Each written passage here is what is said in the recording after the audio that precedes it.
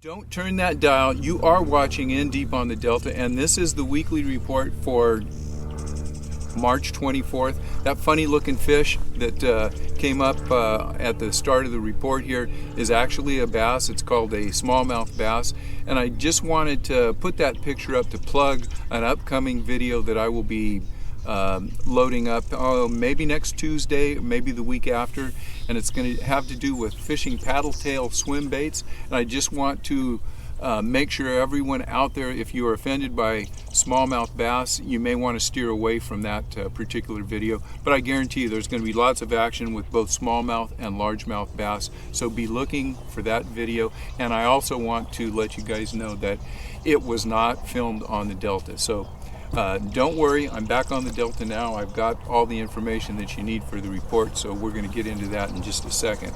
I also want to give a big shout out to all the high school teams that fished the Folsom tournament last week. Congratulations to all you guys that went out. I heard it was a great tournament, and I wanted to tell all the guys from Vista Del Lago High, I'll be seeing you in a couple weeks at your meeting, and I can't wait to get up there and talk to you guys and make sure I get all your secret information that you have for me. So with that, let's get right into the report. Water conditions here on the Delta have, I won't say stalled, but because we've had a lot of wind, they haven't jumped up like we were thinking they were going to jump up. Still looking at 58 to 62 degree water temperatures. Because of the wind, we have some areas, I know some of the guys down south were saying they had 2 to 4 feet of visibility, probably because of the wind chop. We've had some not severe wind, but we've got that 15 to 20 mile an hour wind here for a couple days that made things a little rough. I've been fishing a lot of the protected water, and I see still 6 to 8 feet of visibility.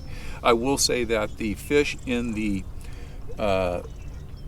6 to 8 visibility water are much more difficult to catch than the fish in the stained water. So that might be a tip you guys want to bring out here if you're coming out on the weekend. Look for the, I'll say, 2 to 6 feet of visibility. If it's more than 6 feet of visibility, those fish are going to be tough to catch.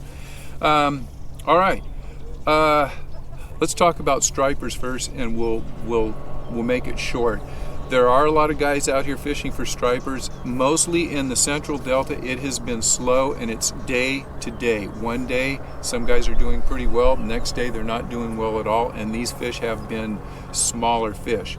The report from Hook, Line, and Sinker, there's a lot of fish out in the bay, and they're getting good reports from a lot of the guys that are out there, and they're big fish. My son Nate has been really fishing Napa River, the Carquina Straits in there, and all of his group of people out there are doing really well. So we're all hoping that those fish will move into the system in the next couple weeks, maybe follow some bait in here or water conditions, whatever it's going to take to get them up here. Hook, Line, and Sinker also said most of their reports are coming on the Sacramento side. So if you're going to go out fishing stripers, you might want to stick to the Sacramento side. Talked to Alan Fong. He's been catching stripers off the Sacramento and all the tributaries up north. He's been doing better on largemouth bass, so he's kind of concentrating on the largemouth, but both fish are available if you're ready to go out there and hunt for them. But just fish are not staying in one place. You've got to move around, just like Jeff Suhu was saying last week. There's a lot of small schools in the area, but they're moving around. I don't think there's enough bait to keep them in any one location. So if you find them one day and you go out the next day and they're not there, make sure you move around and try to re-intercept them, and you may have a couple consistent days in a row, but it's been tough to do lately. With that, we'll get into the largemouth bass.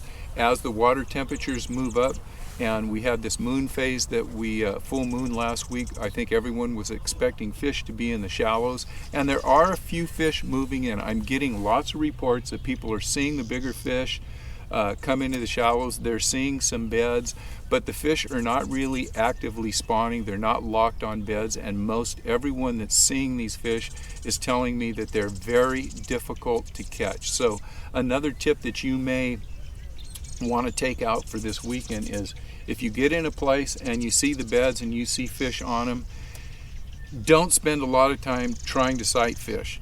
If you see them and you think they're locked on, go for it, try to catch them. If you catch a big fish on a bed, please release it carefully, put it right back on the bed. But those are going to be the tough fish that are being caught. Most of the people that are catching the bigger fish are still catching them off the beds where the bigger females are posting up for pre-spawn, just waiting to come in where the conditions are right. When are the conditions going to be right?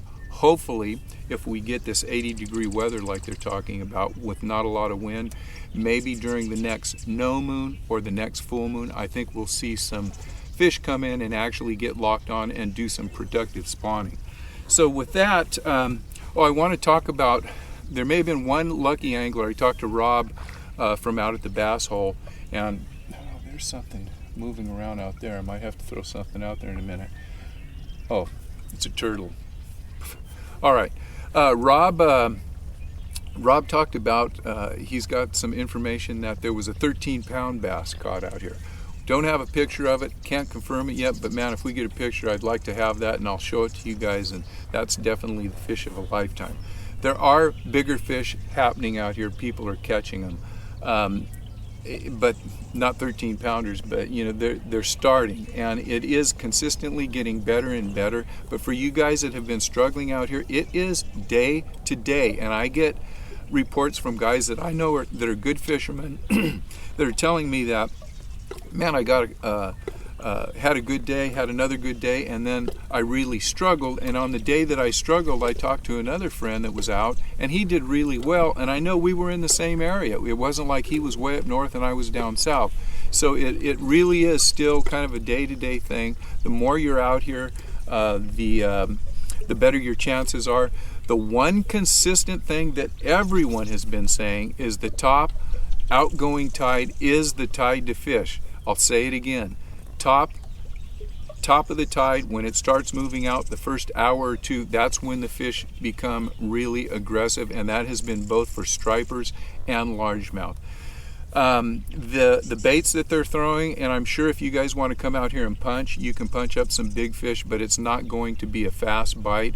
If you're fishing, you know, pre-fishing for a tournament, you may want to try that. If you're fishing for fun, I'm going to tell you, it's still plastics, slow-moving plastics. And the one thing that I found this last week is that I've been throwing a lot of different color worms, and I usually don't say this, but you know, I've been throwing the black with blue flake and lots of different crayfish colors.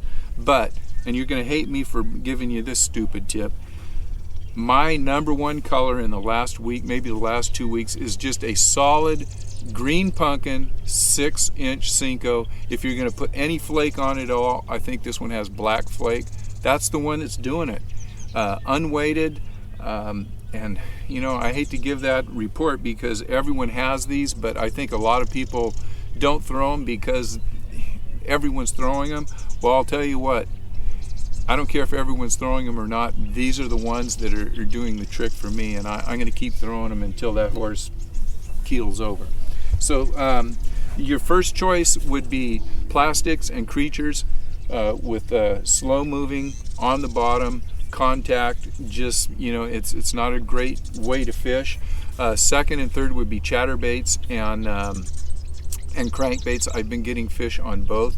By the way, I've been picking up quite a few stripers on crankbaits, but they're not big ones. I will be uploading today's Thursday.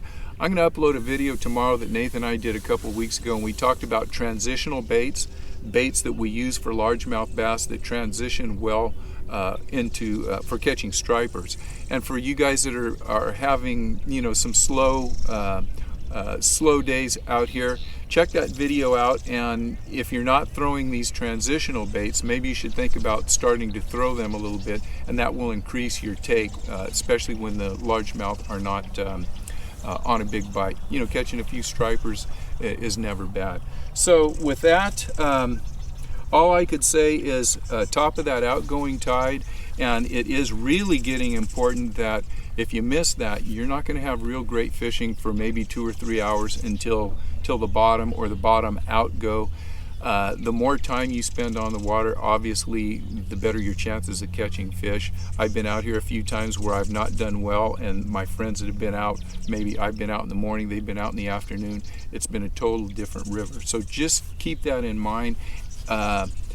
Big fish being caught, more and more males. I think we need to just let that water continue to rise. And here's a tip that I will give you.